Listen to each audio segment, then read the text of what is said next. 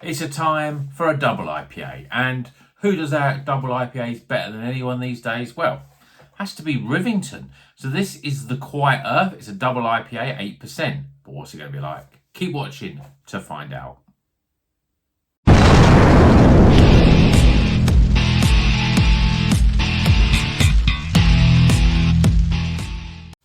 Welcome back to Rocker's Beer Review. Today we're going big with a double IPA. This is an 8% in a 500ml can from Rivington Brew Company called the Quiet Earth. Some great hops in this. We've got it's got Galaxy, Nelson Sauvin Cryo, Citra and Citra Cryo. As I said, 8%. We've got all the barley, wheat and oats, all the rest of that stuff. It's going to be good, isn't it? I mean, let's crack it open, get it in the glass, stop talking, start drinking. Because Rivington, for me, some of the best double IPAs I had, I think, yeah, probably at the beginning of the year and the end of last year. They're just really, really good. I'm not quite sure why they've suddenly come out of the blue with their doubles, but for me, they were really top draw. But what about this one? Well, beer in a glass.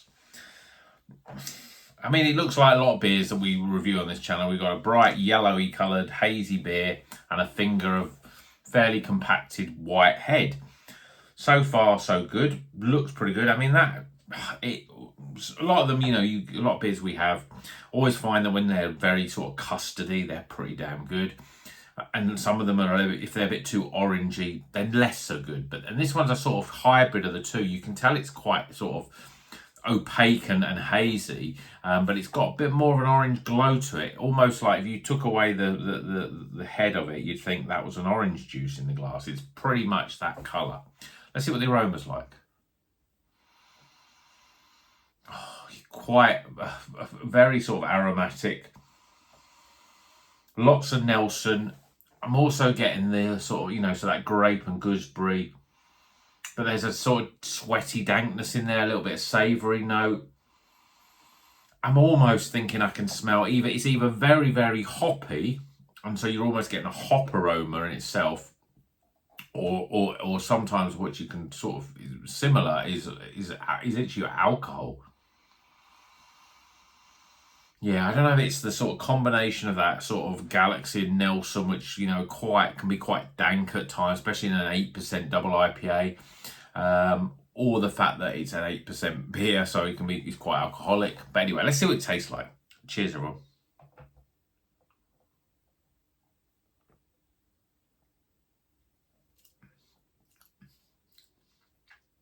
A little bit disappointing with this.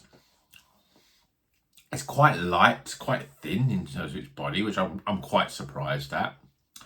Lots of flavour, but there's also definitely a little bit of the old hop burn or alcohol burn in this. You can almost taste that it's 8%, where, a lot of great double IPAs are the sort of beers that you drink them, you think, yeah, loads of flavour, lots of different characteristics, good body, but alcohol well hidden. But it's not quite well hidden in this beer.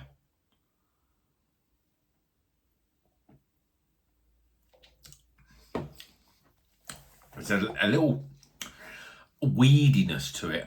A weedy sort of, is that, so the flavours aren't really sort of bright and jumping out. They're very sort of dank and sweaty and like over-ripened fruit flavours. So you get a mango coming through. You're getting on the edges of that, the sort of grape, but it's not the grape that's very sort of light and sort of, like the New Zealand Nelson Sauvin hops. I sort of say that they're very much like orchard fruits, the apples and pears and that sort of. There's a sort of lightness and crunch and refreshment in terms of the flavour. But here you get all the sweatiness of fruit flavours. So the white grape flavour is almost slightly winey in terms of the flavour that you're getting. There's that sort of slightly acidic flavour. Also, there's definitely something that's much more, not quite savoury, but sort of grassy, almost slightly resinous in the flavour, and it's wrapped up in a sort of mouthfeel that's a little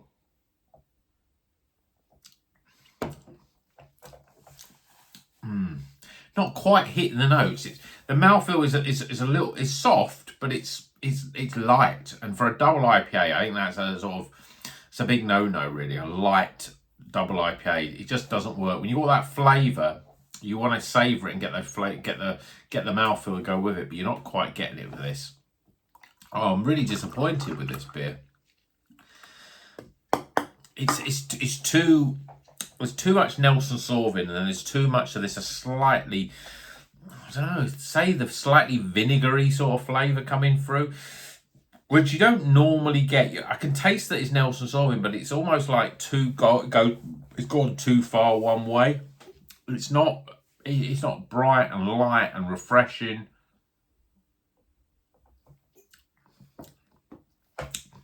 And it's definitely, I'm definitely getting alcohol. I'm getting over hopness. I mean, this beer, it does say that best before the 9th of November. We're in sort of like later June here.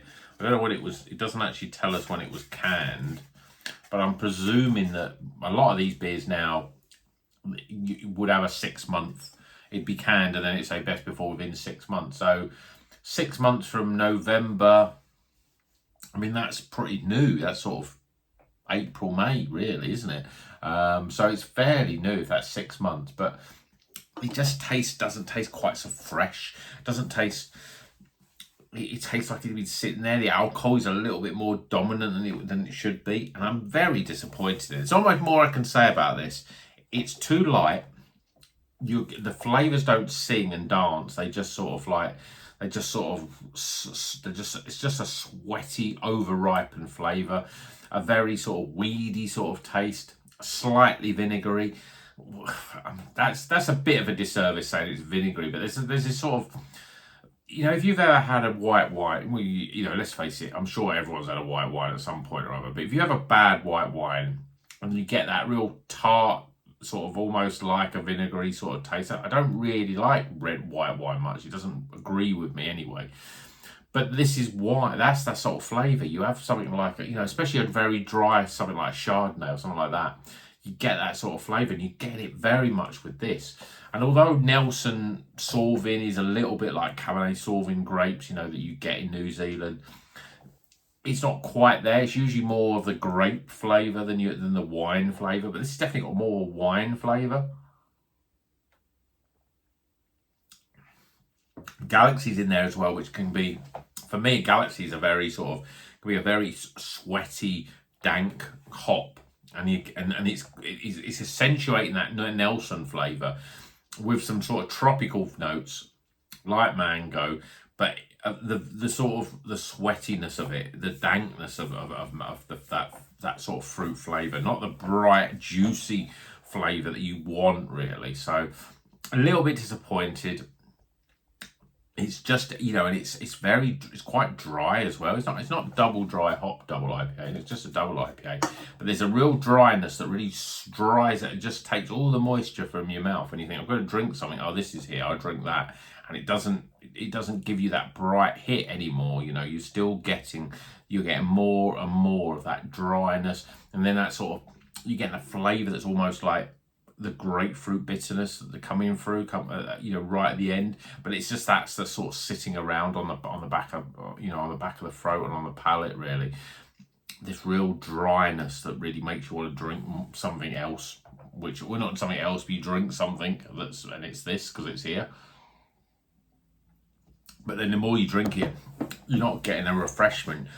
Sometimes with those with that dryness that you get with beer, it comes in the end, and it's a nice sort of like punchline to the flavour. Where, especially when you've got that big hit of fruit and juice up front. But with this, I'm getting to take, when I take next have a sip of it, I get straight into that dryness. I don't get that big hit of fruit. So a little bit disappointing, especially Rivington, which I think make really good beers, and I think they've definitely moved up in terms of in terms of my favourite breweries, higher up in the list. But this one knocks it back a little bit. It means that now I'm going to have to try more Rivington and make sure I just hope this is a one-off that's not quite hit the mark. But a little bit disappointed with this.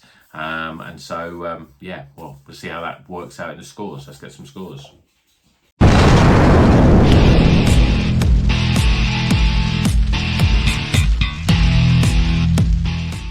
Okay, the scores are in for the Quiet Earth Rivington. It's a double IPA. We've got Galaxy, we've got Nelson Sauvin, we've got Nelson Sauvin Cryo. You don't see Cryo Nelson Sauvin. Maybe that's the thing that's making it that real winey flavour. Citra and Citra Cryo. I mean, the Citra side of things usually gives much more brightness to beers, but it's lost in this beer.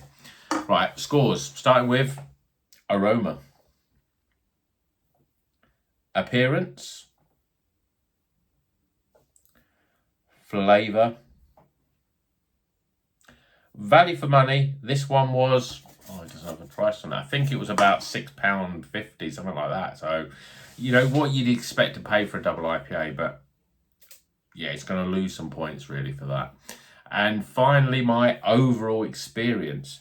Well, for a double IPA from Rivington, this is a disappointing score. Yes, it's recommended, but only just. Total score, you know, when you think some supermarket, but a lot of supermarket beers are better than this, and it just doesn't quite hit the mark. It's when you're paying that sort of money, you want something that you expect to be good.